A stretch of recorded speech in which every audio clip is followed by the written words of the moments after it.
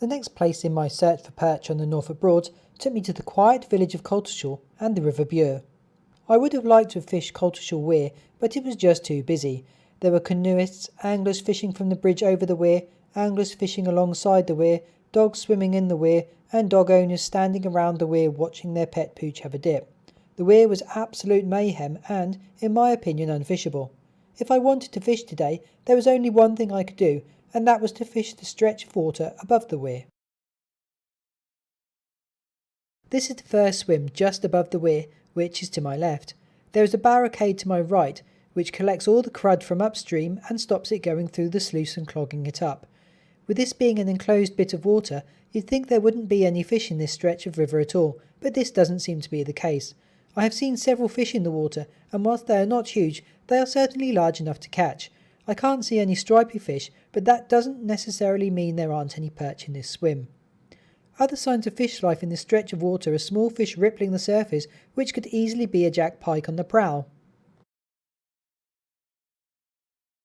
A little further upstream is the canoe slip, which is, obviously, where the canoeists exit or enter the river to get around the sluice. There is quite a bit of depth here, but the water is full of branches, twigs, sunken trees and other snags.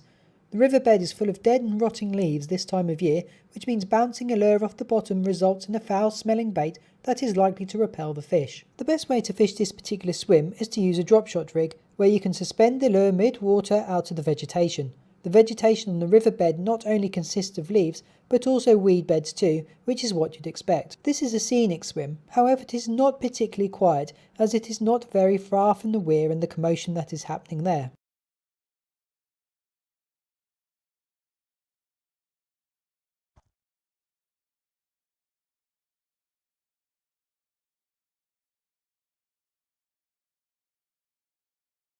The first fishable swim away from the crowds is this, and I have to say that this goes to show it is worth doing a bit of exploring and walking the bank. Even though this spot is under the cover of trees, there is sufficient room to keep the rod high while standing up. It is a little tight for casting, but that's because of the overhanging branches in front of me and not the canopy above. This swim is not suitable for jigging, and drop shotting is the only feasible method. There are a lot of features to fish to, such as around the overhanging branches, which is a bit of a bonus. This particular spot looks like it should hold perch, but is it going to produce on this occasion? I am not entirely sure on the depth of the river here, and it is not worth plumbing it to see. That said, it does look like there is a good amount of water and plenty enough to hold a perch or two. After a few casts under the overhanging branches, around the overhanging branches, out in the open water and anywhere else I could get the lure from the bank without snagging up, it was time to call it a day on this swim and head on further upriver. This is the next fishable swim upstream, and it is totally different to the last spot. This swim isn't under the cover of trees, and there are very few overhanging branches to fish to or snag on. The river here isn't as wide as the last swim, and a gentle underarm flick will see the lure reach the far margin. The current here is quite strong, and there is a channel of fast flowing water running down the middle. I can see a few fish near the surface, which look like roach or dace, however I can't be sure what they are. Once again, this swim looks perchy and like it should produce, and the roach, dace or whatever they are to my left proves there are fish about. To get the most out of this mobile type of fishing, you need to travel as light as possible. Saying that, I suppose you can have as much fishing gear as you want, but you do have to carry it. Personally, I don't want to be a pack horse, so I use the absolute bare minimum I can get away with. The rod I'm fishing with today is a Witchwood agitated drop shot rod. This rod is 8 foot 3 inches long with a casting range of 3 grams to 20 grams. This is a cracking little rod, and one I am not only happy with but also impressed with too. On the rod is a Shimano Hyperloop 1000 RB reel loaded with 12 pounds breaking strain braid. This reel is small, lightweight, a good caster and also smooth, which is surprising given the single ball bearing. The Hyperloop is a budget reel that is cheap as chips but top quality, so it gives a lot of bang for the buck. The 1000 RB is the ideal size for my agitated drop shot rod, and the overall setup is balanced and comfortable to use. The terminal tackle with me is minimal and comprises a small box with 3 drop shot weights, 2 swivels, 2 hooks and 2 flex heads. I have some spare rigs already tied in a rig wallet should I lose a rig, but I do have a minimal amount of gear with me if I need it.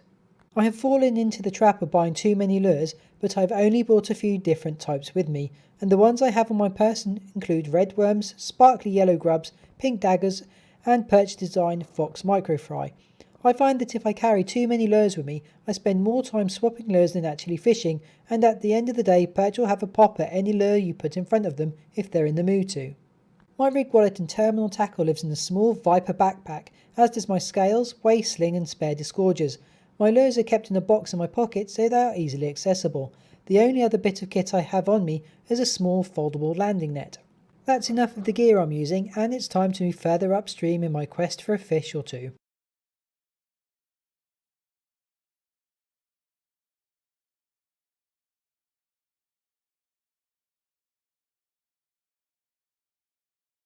Looking downstream, the beauty and serenity of this stretch of river smacks you in the face. I find it hard to believe other anglers don't know about this stretch of the River Bure. I mean, it's hardly out of the way, it is not a long walk from the weir, and the path is clearly signposted. Perhaps some anglers are just really lazy and can't be asked to walk, and if this is the case they are missing out big time.